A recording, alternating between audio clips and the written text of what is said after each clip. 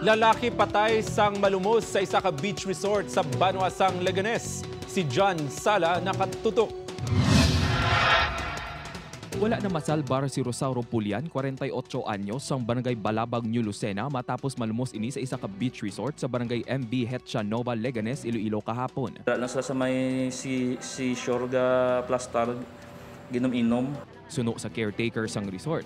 Pasado alas 11:30 kahapon sang magsulod sa kaysang motorsiklo ang biktima kaupod ang iya sinihinablos para kuntaning magpaligo sa dagat. Kita nila nga ginayud-yud sa tiil, isa ka tiil, tapos nabrus-bulos yung tiil guyod pa kadto. Pag abot siya sa may tunga sa may tubig nga tagatuhod, binuyan niya, pagbuhi yan nakahapa.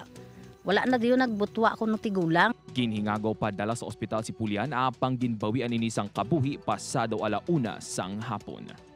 Upod kay Cirilo Rinduque, John Sala, 1 Western Visayas.